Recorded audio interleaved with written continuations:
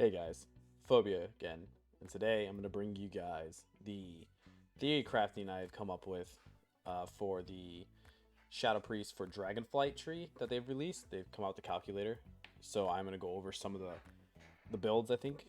Today I'm going to go over one, and then I'll upload two other possible builds that I feel are going to be very good if one of the other ones are not. So we're going to start with one build, and then I'll upload the rest, okay? So tell me what you guys think, leave a comment, let's get into it. So first up, let's go ahead and start with the priest tree. Uh, I've gone through it, and I do not believe a hybrid build will be viable at all, or even needed in Dragonflight. So don't be looking to do some kind of like hybrid healing off thing. It's not going to be viable in my opinion. We will have to see how damage meters come out and scaling comes out in Dragonflight, but it does not look good. So I'm going to start on the Shadow tree. So Shadow Word Death is a plus. And then we're going to go into this bottom tier. So Shadowman, yes. Purify Disease, yes. We got to dispel the other priest dots and DK diseases, so Purify Disease a must. Improve Shadow Word Death is minuses by 10 seconds. I think Shadow Word Death is 16 seconds right now. You're not going to need a death every 6 seconds, in my opinion, so just not a point to put into. Next thing here, I am going to put into Body and Soul. I feel like having a sprint for a Shadow Priest is insane because we don't have mobility. So just having that sprint, get a dispel from a healer, pop a shield on yourself and run away could be insane. Also, when you're saving somebody, leap of faith them and they get a sprint could be insane. So got to lock that in, and it's just the better towards the holy tree. Right here, Mind Restrain. Mind Blast prevents a small amount of damage dealt by the enemy. I don't know how much that's going to be, but this build and most builds have a lot of Mind Blast procs. So if you get a lot of them and it's a decent amount of damage absorption, could be huge to keep alive and just to be even tankier as a Shadow Priest, especially in duels. Masochism is terrible. Don't even go for it. Reducing damage taken, you're not going to cast Shadowman all that much. If you cast a Shadowman before a go and you get kicked, you just die anyways, depending on how the damage is, obviously, but I'm using current values, so not really getting into that. Improved Mind Blast. Reduces the cooldown of Mind Blast by 3 or 7 seconds. Like I said, this build is a lot of Mind Blast procs, so I am going to just reduce base value. So I'm going to do 1 out of 2, just for base value to have it, because there's not much more on the tree you could choose anyways. You're forced to go into Twist of Fate, so we're going to get 2 there in Twist of Fate. We need that power infusion. Getting the haste is insane. This bottom tree, everyone is needed but Holy Nova, right? You can't even get it, but you need Leap of Faith, you need Master Spell, you need Mind Control, you already know, I love mind controlling, and you need Shadow Fiend. It's just, you need it all. Okay, going to this next tree. Clear Mind, which is the conduit we currently have, reduces all of our dispels and MD by 20%. Gotta get it. It's needed now as a lock-in, it's gonna be needed for Dragonflight. Angel's Mercy. Damage taken reduces Desperate Prayer. Now, I like this one. I mean, you have to get it anyways, but the reason why I like it, and since it's an auto pick, but I like it because that just means we could have Desperate Prayer, pretty much a Warlock cookie up for like maybe every go, depending on how much cooldown it gets reduced by it.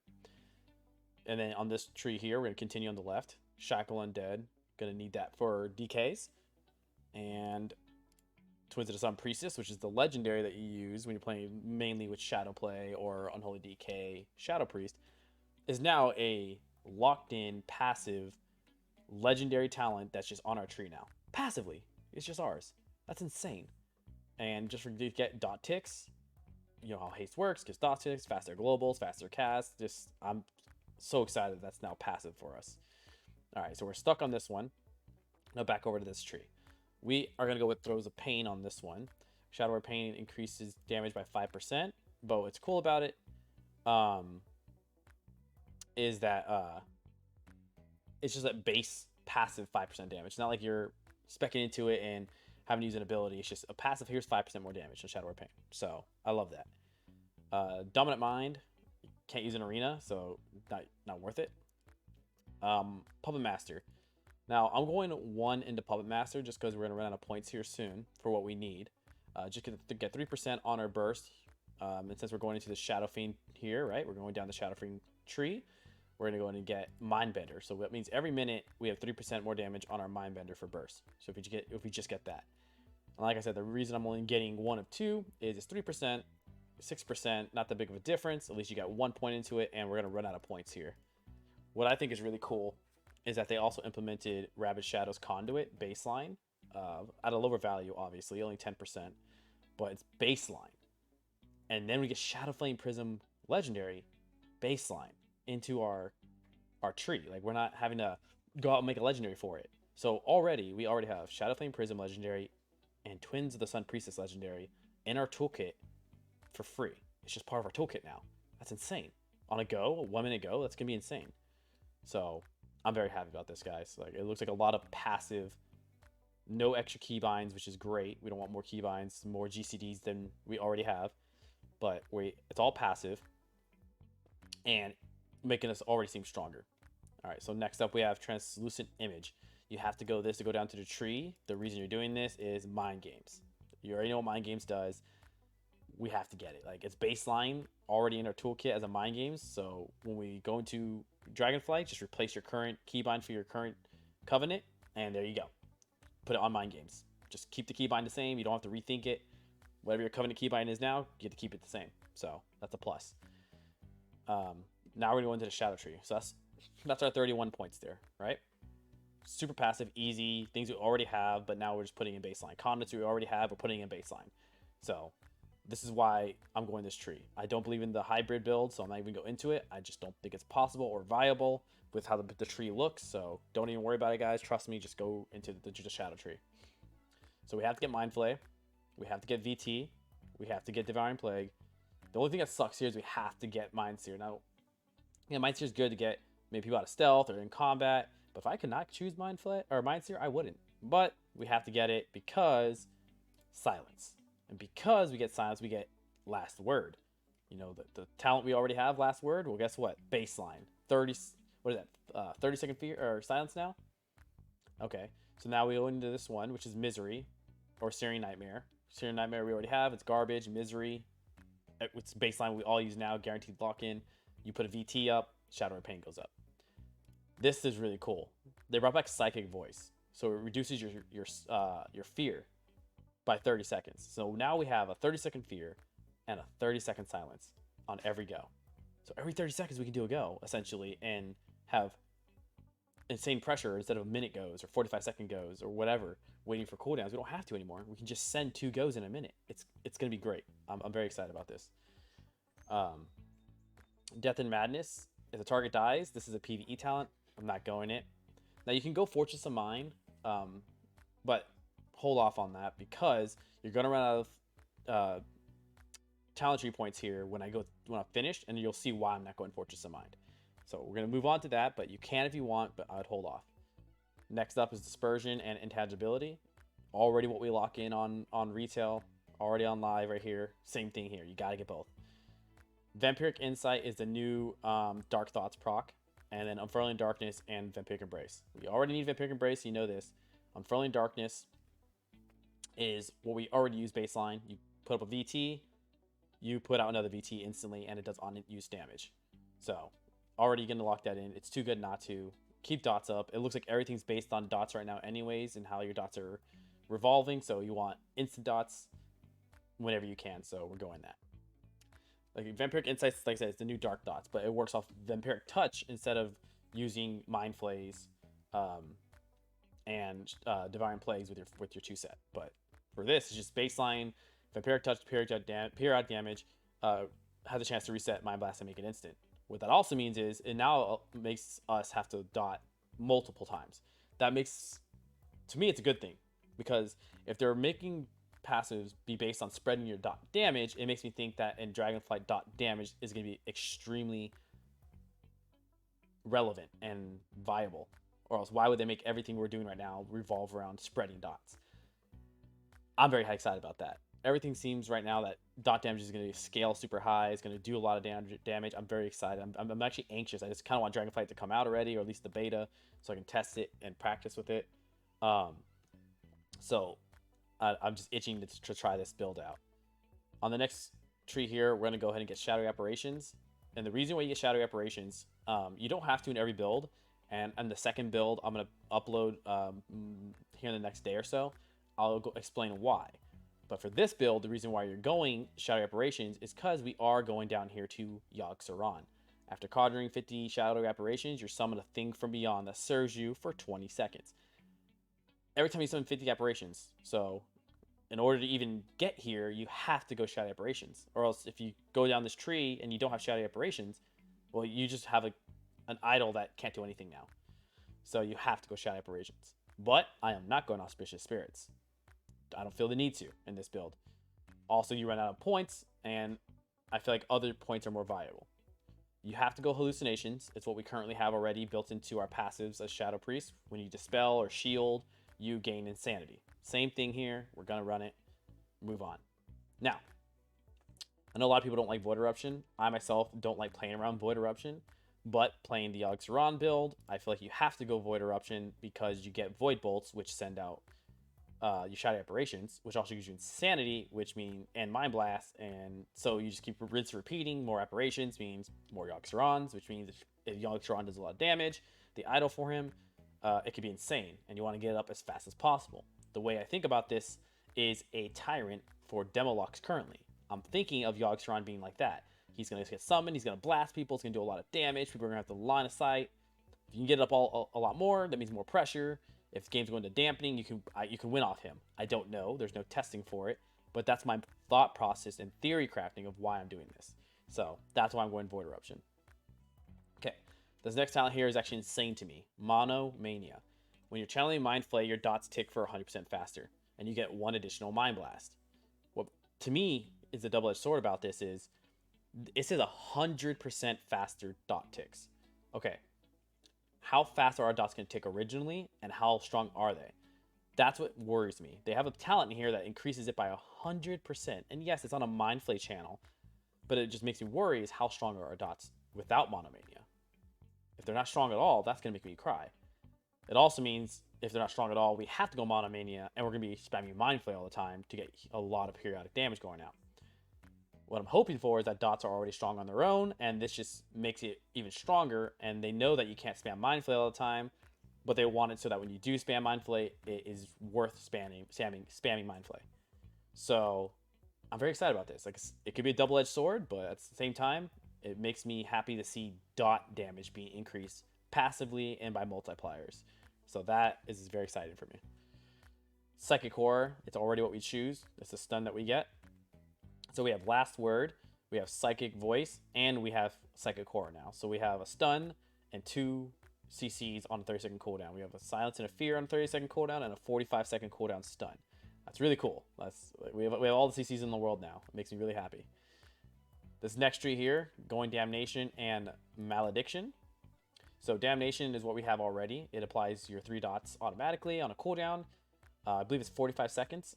And then Malediction makes it 15 seconds reduced, so 30 seconds. Well, guess what? Damnation on a 30-second cooldown, Last Word on a 30-second cooldown for your Silence, and then Psychic Voice for your Fear on a 30-second cooldown. So essentially, every 30 seconds, you have Damnation, Fear, and Silence. Well, if dots do a lot of damage, and that procs your Unfurling Darkness, and you get Mind Blast procs, well, guess what? You're just sending a bunch of instant damage every 30 seconds. Could be a lot of pressure. If you're playing Shadow Play, you can just be spamming and rinsing dots the entire game. And spamming Mind Flay, and imagine how strong Shadow Play could be right now. You have double PI Legendary built into your base kit. You have Mind Games built in your base kit. Well, we already know Shadow Play with UA Lock and Mind Games is a deadly combo. So you have double PI Legendary, Mind Games, Shadow Flame Prism on a minute cooldown, right? And then you add Damnation and your CC. Essentially, Shadow Play seems insane. Like I'm kind of scared because the game's not out yet, and if we get nerfed because we're already too strong, like we did in Shadowlands pre-launch, that makes because we were so strong. If you guys don't remember, our dots were insane before Shadowlands came out, and then they nerfed us. I'm really hoping other classes are strong too, so we don't get nerfed the nerf hammer right away. But I'm very excited to try out Shadow Play with this next expansion coming out, because if UA Lock is strong and Shadow Priest is strong, well, Shadow Play is now a top tier comp again as original Shadow Play. That's going to be awesome. Like, oh man, I love dot cleaves. So we're very excited about this, guys. So yeah, Damnation, Malediction, skipping the rest of this tree. We are forced to go into Void Touch, which is a mind. When you Mind Flay, you have a chance to proc Void Touch, which is what is part of the conduit we already have, part of our conduit tree we already have. So they just put it into the game. They give us Void Torrent baseline, which is pretty cool. That means we have Mindbender, Damnation, and Void Torrent, which are all the same tree on retail now. Talents built. We have all 3 of them now. You used to choose one. Now you don't.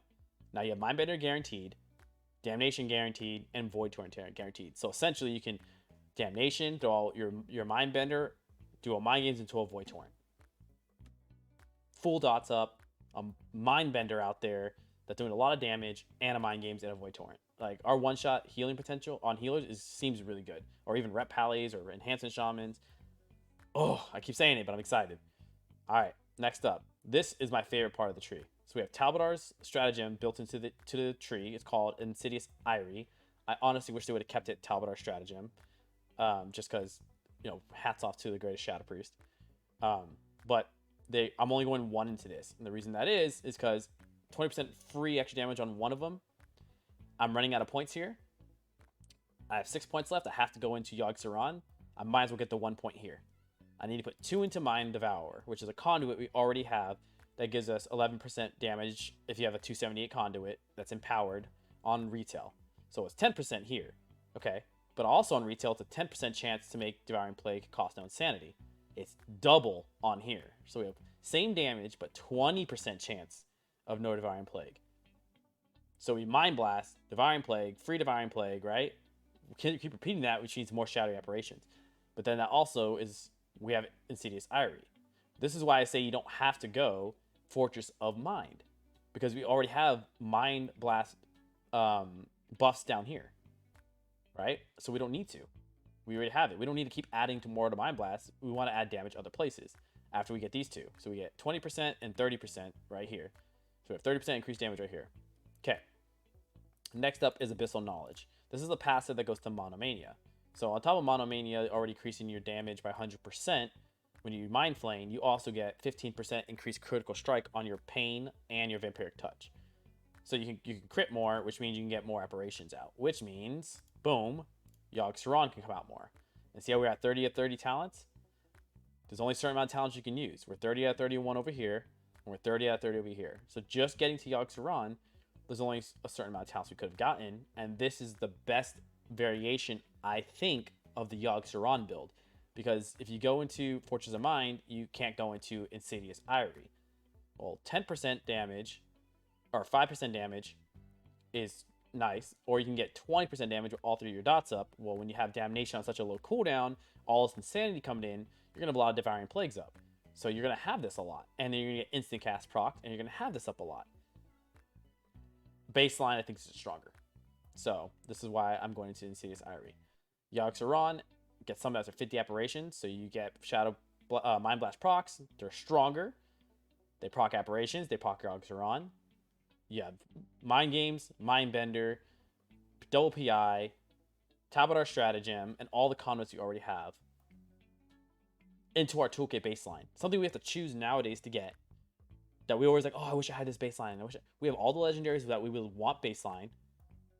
Plus, we have options between Void Tendrils and Yogg-Saron and a Mind Blast build. And again, there's other builds, and I'll come out with another build in the next day or so, which is my second build, and then I'll come up with my third build another couple days after that. Like I said, there's 3 viable builds. All 3 are viable. It just depends on what's actually strong and what's not strong. This seems the strongest. This version I'm showing you guys right now seems the strongest, but if it's not, the other 2 are viable, and I'll link those up. That being said, that's all we got for right now. If you have any questions, comments, or any builds that you guys have come up with that you think are good, let me know. Link them to the Discord. We can talk about it. I'll give you my thought process about it, or why I think it's good, why I don't think it's good. But yeah, if you guys have any questions, let me know. Check out the Twitch, twitch.tv/aphobiagaming. Check out the Patreon. Throw some love, comment, like, support, and I'll keep uploading these videos and a bunch more in Dragonflight. Just let me know.